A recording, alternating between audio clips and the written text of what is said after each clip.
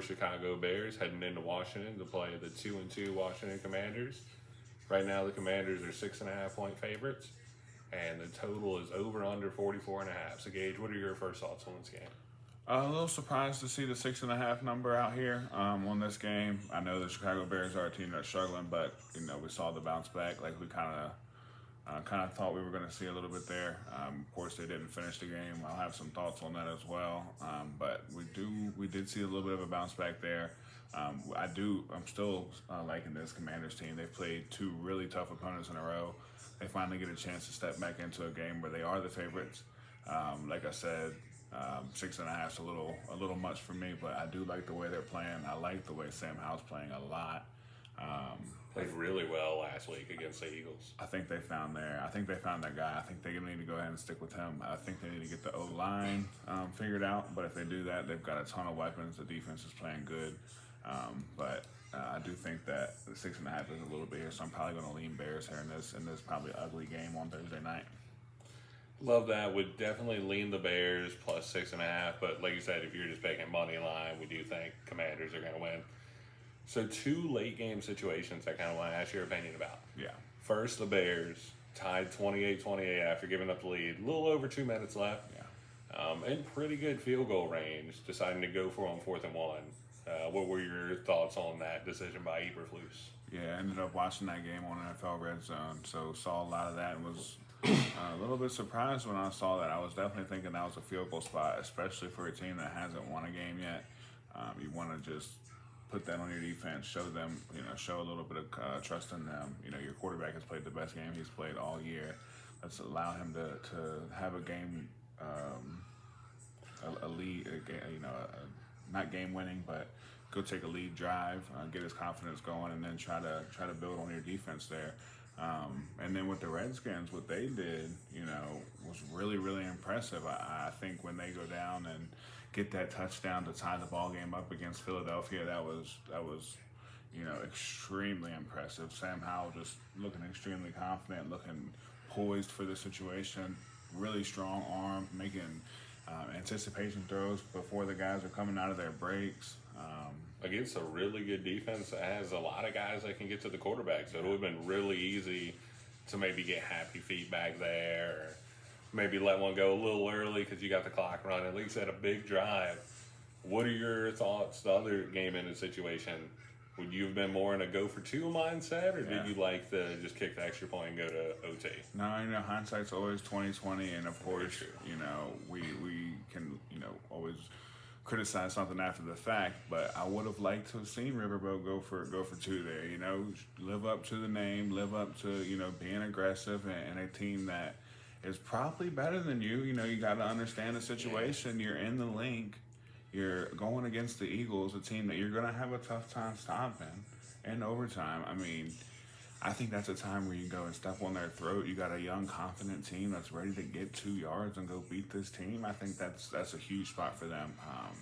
I would have liked to have seen the odds on the Redskins right there, or the Commanders right there before the 2-point conversion, and then compared to when OT started. That would have been interesting to look at, because I think it probably, went definitely heavy towards the Eagles when it went into overtime.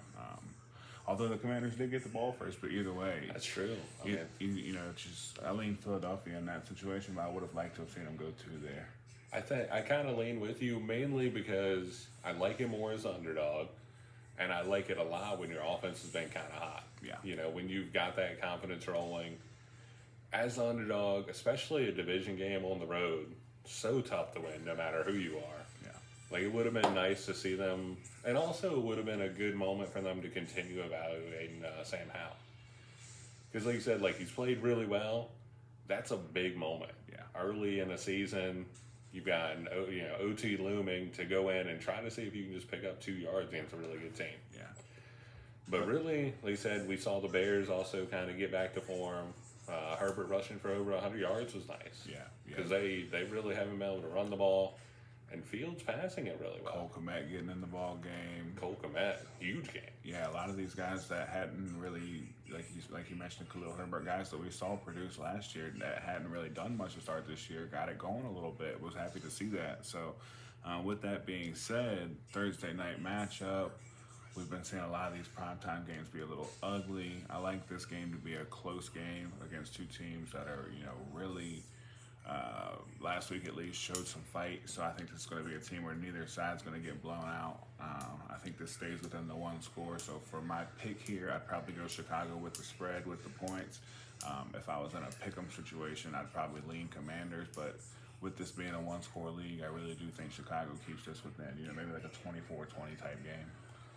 Right there with you. Bears straight up, Commanders, and a teaser. That's kind of where we're leaning on either side of this. All right, we have our game of the week happening on Sunday Night Football. We've got the 3-1 Dallas Cowboys, which we might have a fan. How about them Cowboys? Of the team on the pod. Going into San Fran to play the 4-0 49ers, who have probably looked like the best team in football. Yeah, no doubt. We've got 49ers minus 3.5, and that total set at over under 45. So, Mr. Cowboys fan, what are your first thoughts on this game? So I definitely agree that the 49ers are number one in football right now. I think we'll maybe do a power rankings video coming up soon. And I think they'll definitely be in our number one spot. But with that being said, the Cowboys don't drop that game in Arizona like some goofballs and get a win there, and then you've got 3 dominant wins. It's hard to really put them away from the top 5 as well with the way they're looking. Absolutely. Defense looking really good. Obviously, the Trayvon Diggs miss is huge, but Deron Bland stepping up. Just 7 interceptions in his last 10 games. PFF grading out really well. Just really happy to see him stepping up and making some plays with the absence of Diggs. Defensive line going crazy. Micah Parsons is not only just getting the stats, but he's getting the QB pressures. His effort's crazy.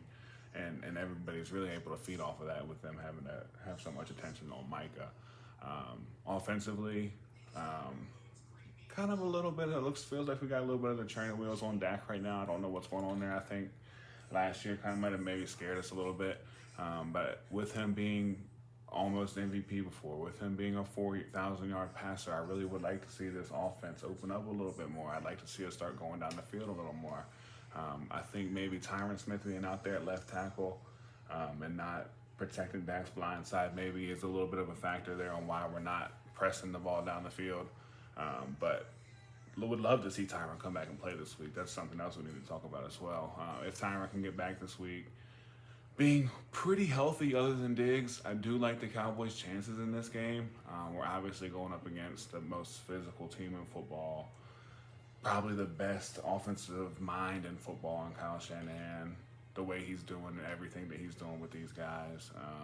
Making Brock Purdy he's vaulted into the MVP conversation. He had the 5th best odds, which I think is a lot of a shout to how good Shanahan and that offense is. Well, it's every quarterback that's been there since Shanahan's been there. It's Alex Smith, it's Jimmy Garoppolo, it's Colin Kaepernick, it's Brock Purdy, it's whoever comes in here and plays quarterback for these guys is instantly making plays. And of course, these guys have talent, but Kyle Shanahan is just such a genius with the way he's getting guys involved and just attacking the weak spots of defenses.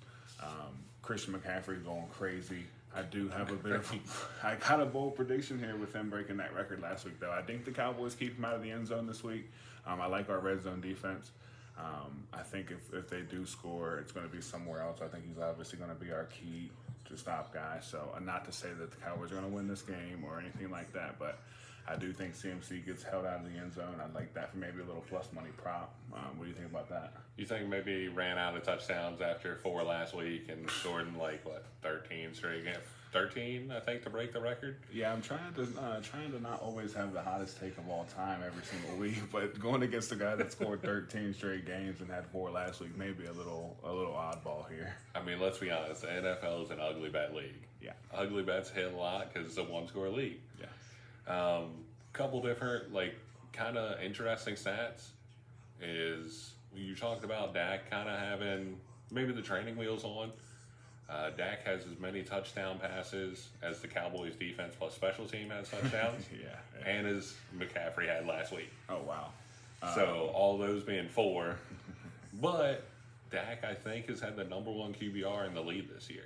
It's really weird with Dak because when I'm watching these Cowboy games, it's like Dak is playing nearly flawless football, except for 3 or 4 plays a game. And these 3 or 4 plays are being thrown right to the other team or something crazy is happening. And so far early in this year, I mean, being brutally honest, we've had a lot of drop picks. Sauce Gardner against the Jets. Last week we had two on guys bailing out, fake delayed blitz and dropping out into coverage. Dak's throwing it right at these guys, and luckily they're dropping them, but he can't keep doing this. So he's playing really good, efficient football, but we got to get rid of those bad plays, and I'd like to see us press it down the field just a little more as well. I think there are two big things to watch. One, when the Cowboys lost to the Cardinals, a lot of offensive line problems, most of them being injuries. Yeah. Two, a lot of penalties. Yeah. So I think those two will kind of be the story of the game. Yeah. With it being 3.5, like you said, I don't know that I can play this straight. And I also don't know really if there's a whole lot of value on either way money line. I think this is a really good game to watch. Yeah. I think this is a good measuring stick for both teams. Speaking of O-line, I know just this team, how different they look with Zach Martin in the lineup. Most of the time you'll see that out of a tackle, left tackle or right tackle. But this guy being right guard is just mauling, and just the offense looks so much better with number 70 on the field. So definitely like the fact that he'll be out there and, like I said, looking to get Tyron back this week. That'd be huge. We also just love to watch good football. Yeah. So we want to see that Cowboys O-line at full strength against that great 49ers D-line. We want to see Hargrave lining up even against Martin or different guys. We want to see Bosa. We want to see that great football. It'll be really interesting. You also could see a really good game from Jake Ferguson because the 49ers play a lot of just zone. They're really good at what they do, so what they do, and just say, hey, try to beat us. Yeah. So it will be a very interesting game. Definitely should be game of the week.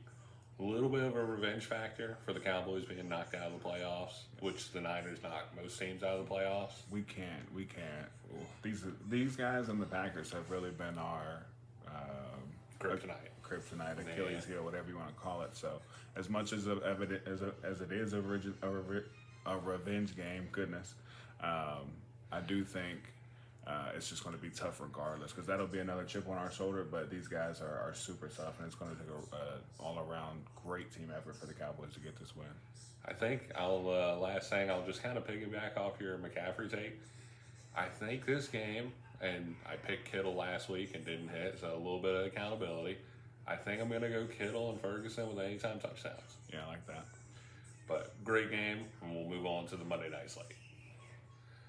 All right, we've got the 2-2 Packers going into Las Vegas to play the 1-3 Raiders on Monday Night Football. We've got the Packers as a 2.5-point road favorite, and the total over under 44.5. So, Gage, what are your first thoughts on this game? First thoughts when I think about this is Devontae Adams having a game against his old squad here.